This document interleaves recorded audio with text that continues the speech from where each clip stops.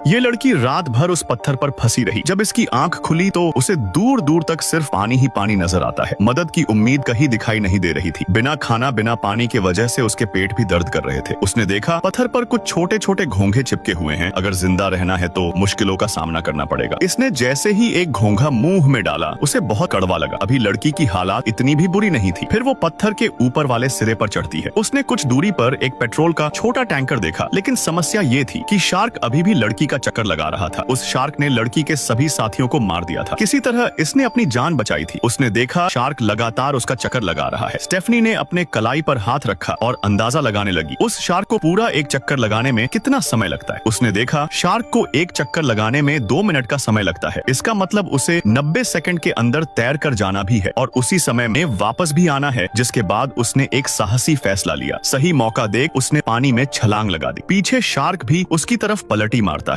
Stephanie पूरी ताकत से तैर रही थी। जल्द ही वो ऑयल के पास पहुंच गई। उसने 1 सेकंड की देरी बर्बादी किए बिना तुरंत चट्टान की तरफ भागती है। दूसरी तरफ शार्क भी पहुंचने वाला था। उससे पहले आखिरी बचे 15 सेकंड के अंदर स्टेफनी पत्थर के पास पहुंच जाती है। शार्क के हमला करने से पहले वो पत्थर पर चढ़ जाती है। उसने एक लंबी सांस ली और अपने आप को शांत किया, लेकिन आराम करने का वक्त नहीं था। उसने ऑयल के ढक्कन खोले और एक लंबी रस्सी को ऑयल में भिगो दिया। वो शार्क को मारने का एक प्लान बना रही थी। उसने रस्सी का एक सिरा बाहर निकाल दिया। फिर उसने अपनी फायर गन लोड किया, बस एक मौके का इंतजार। लेकिन शार्क का शिकार करना उसके ही घर में कोई बच्चों का खेल नहीं था। जिसके बाद स्टेफनी एक नुकीले पत्थर से अपने पैर को काटती है ताकि उसका खून पानी में मिल सके। खून की गंध मिलते ही शार्क आक्रामक हो जाए। स्टेफनी पूरी तरह तैयार थी, बस एक मौके का इंतजार। कुछ देर बाद उसने सामने से शार्क को आता देखा। पास आने से पहले वो गायब हो गया। लड़की कुछ समझ पाती। अचानक पीछे से शार्क उस पर हमला कर देता है। उसने खुद को संभाला। उसी वक्त उसने आखिरी बची ताकत से ऑयल के डिब्बे को उसके मुंह में फेंक देती है। स्टेफनी तुरंत फायर करती है। अगले ही पल एक जोरदार धमाका होता है। तेज धमाके के वजह से स्टेफनी भी पानी में गिर जाती है। पानी के नीचे शार्क तो जा रहा था, लेकिन वो अभी पूरी तरीके से नहीं मरा था। उससे भी भयानक और खतरनाक उसके पीछे था। लमसम 1000 टन वजनी। सवाल ये है, क्या स्टेफनी बच पाएगी?